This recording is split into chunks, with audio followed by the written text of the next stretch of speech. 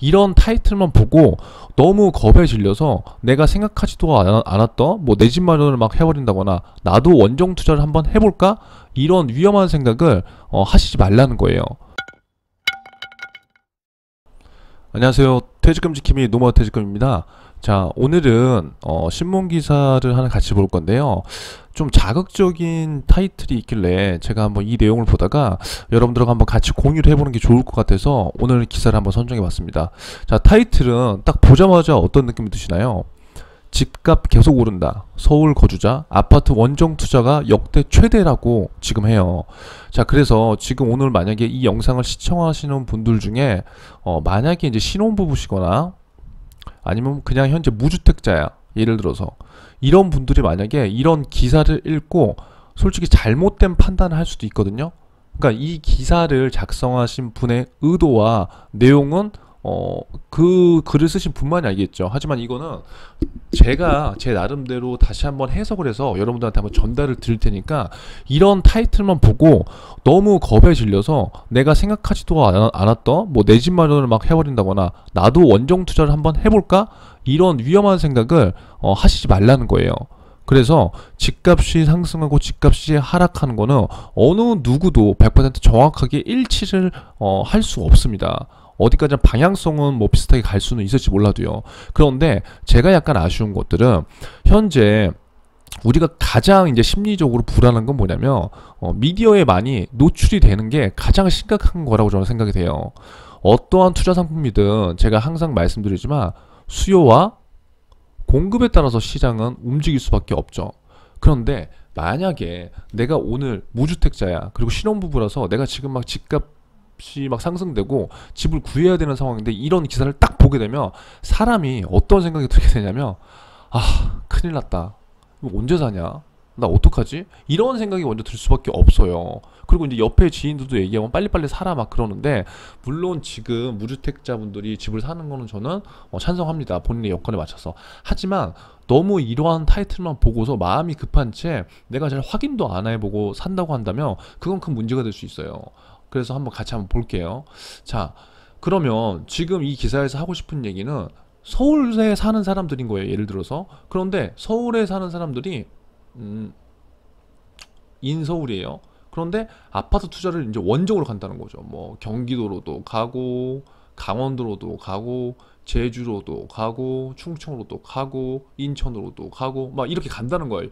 그러니까 중심에서 외곽으로 자꾸 빠져나간다는 건데, 이 기사에서는 원정 투자. 그럼 딱 보면은, 아, 서울에 있는 사람들이 이렇게 다른 데도 많이 사는구나 라는 것으로 이제 해석될 수도 있어요. 근데 저는 그와 좀 다른 해석을 할 거예요. 보시면 이 통계, 그러니까 통계를 누가 어떻게 해석하는지에 따라서 저는 굉장히 많은 것들이 이제 달라진다고 생각하거든요.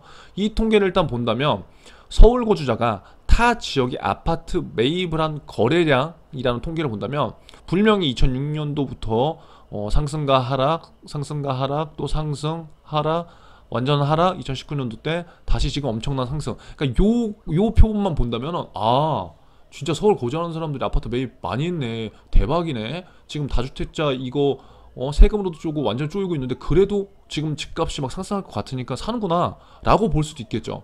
하지만 제 입장에서 좀 저는 입장이 달라요. 자, 보세요 한번. 올해 상반기 서울 거주자의 아파트 원정 투자가 역대 최고치를 기록했다. 4일 부동산 정보업체 경제만 랩에 따르면 올해 1월에서 6월 서울 거주자의 타지역 아파트 매입 건수가 32,420건이래요. 지난해 상반기보다 한 530건 늘었고 2006년 이후 상반기 역대 최고 수준이기 때문에 지금 집값이 더 상승할 수밖에 없다는 뜻으로 저는 해석하는 거예요. 이 기사를 보고. 그러면 얼마나 이게 불안해요, 사람이. 자, 그런데 서울 거주자가 가장 많이 매입한 지역은 어디예요? 경기, 그 다음에 인천. 수도권이 전체의 72%를 차지했다는 거예요. 그리고 여기 보시면 강원 뭐 1600건, 충남 1480건, 제주 82건에서 164건 막 이렇게 돼 있는데 한번 잘 보세요. 제가 보기에는 저는 어떻게 시장을 판단하냐면 지금 서울에 사는 사람들이 당연히 많죠. 왜 많아요? 일자리가 집중돼 있으니까, 할 게 많으니까. 그리고 서울에 터전이 있는 사람들도 있을 거고, 대부분은 일자리 중심 때문에 서울에서 사는 분들이 굉장히 많을 거라고요. 그래서 지금 최근 5, 6년간 집값이 가파르게 상승하면서 최근 2, 3년은 뭐 더 상승했지만 자 여기 있는데 계속해서 매매 가격이 계속해서 지금 상승하는 거예요. 근데 중요한 건 지금 거래량이 없는 상태에서 전세가도 가치동만 상승해버리는 진짜 신기한 현상인 거예요. 임대차법 때문에. 이건 제가 나중에 한번 따로 말씀드리겠지만 자 그럼 보세요. 여기에서 서울에 내가 주거 환경을 갖고 살았어요. 만약에 여러분들이 이제 신혼부부세요. 신혼부부. 그리고 내가 초등학교 자녀가 있는 자녀를 둔 뭐 한 40대 중반이야. 그럼 내가 그 지역에서 서울에서 계속 살았는데 집을 안 샀단 말이에요. 그리고 집을 예전에 샀다가 뭐 지금 매도했어. 근데 지금 계속 가파르게 올라가잖아요. 그럼 사람 심리가 어떻게 되냐면 와 이제 진짜 큰일 났다. 이제 어떻게 하지? 전세를 옮겨야 되는데 전세도 없어. 그러면 어떻게 되겠어요? 한번 잘 생각해 보세요. 여기 있다가 와 도저히 안 됐다. 그리고 집주인이 이제 나가래. 예를 들어서 자기가 들어온다고. 그러면 이제 결국 나가야 되는 상황이잖아요. 여기서 제가 잘 본 건 뭐냐면 서울 거주자가 가장 많이 매입한 지역이 경기라는 거예요. 경기. 물론 제 해석이 틀릴 수도 있지만 저는 이렇게 생각을 하고 있어요. 자, 왜냐? 서울에 있다가 지금 완전히 이 널뛰기 하는 이 매매가와 그 전세가를 감당하지 못하고 나가야 되는 만약에 상황이야. 그러면 서울에 직장이 있는데 서울에 있는 사람들이 막 제주 가서 살겠어요? 강원 가서 살겠어요? 그건 아닐 거잖아요. 그럼 서울에 가장 인접한 도시가 지금 경기예요. 경기. 경기도 있고 여기 우리가 아는 뭐 인천 있고 그쵸? 그럼 뭐 지금 신도시라고 해서도 많이 생기고 주변에 지금 경기도에 얼마나 많은 주택들이 있습니까? 그런데 예전에는 이러한 격차가 굉장히 컸지만 지금은 갭매 여기가 다 되고 있는 상황이다 보니까 지금 어떠한 현상이 제가 봤을 때 발생되냐면 여기에서 서울에서 거주는 해야 되는 상황이야. 그런데 내 상황이 여의치가 않으니까 서울 일자리와 가까운 경기 외곽 쪽으로라도 가서 지금 집을 매매하고자 하는 거예요. 만약에 제가 생각하는 게 맞다고 한다면 이거는 완전히 이 기사의 첫 타이틀과는 의도가 다르죠. 왜냐? 지금 이것만 딱 보면은 서울에 거주하는 사람들이 집을 갖고 있으면서도 아파트를 원정 투자해서 사는구나. 많이 사는구나. 그러면은 지금 안 그래도 시가 말랐는데 더 오르겠네? 나는 경쟁력이 더 불안해. 나도 빨리 사야지. 그러니까 이런 생각이 들 수 있다고 생각해 본 거고 제가 해석한 대로 한다면 이건 당연한 거잖아요. 당연한 거. 여기에 내가 살다가 어쩔 수 없는 입장에서 서울에서 일을 해야 돼서 외곽으로 가. 그러면은 이거는 어쩔 수 없기 때문에 경기 지역을 많이 매수를 한 거거든요. 여기 가장 많은 게 지금 뭐 수도권이 거의 72%라고 하니까요. 그럼 이렇게 되면 또 해석이 좀 또 달라질 수가 있어요. 그러니까 물론 생각의 범위 그리고 통계를 읽는 그 생각들이 다 다를 수 있지만 제가 보는 거는 현실적으로 이러한 면들이 훨씬 더 크다는 거죠.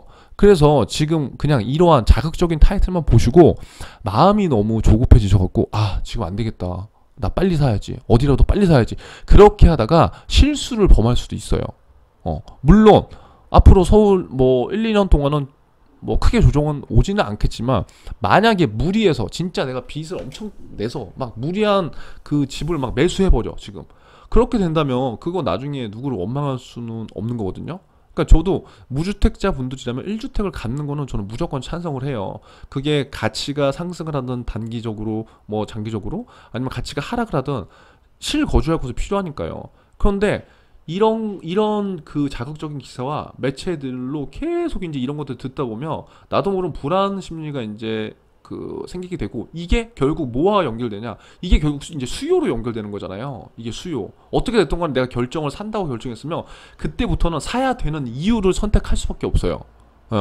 그래서 오늘은 이 기사를 한번 같이 보면서 물론 내 집 마련을 해야 되는 건 맞지만 너무 공포에 질려서 내가 정확한 판단을 하지 못한 채 무언가를 덜컥 살 필요는 없다.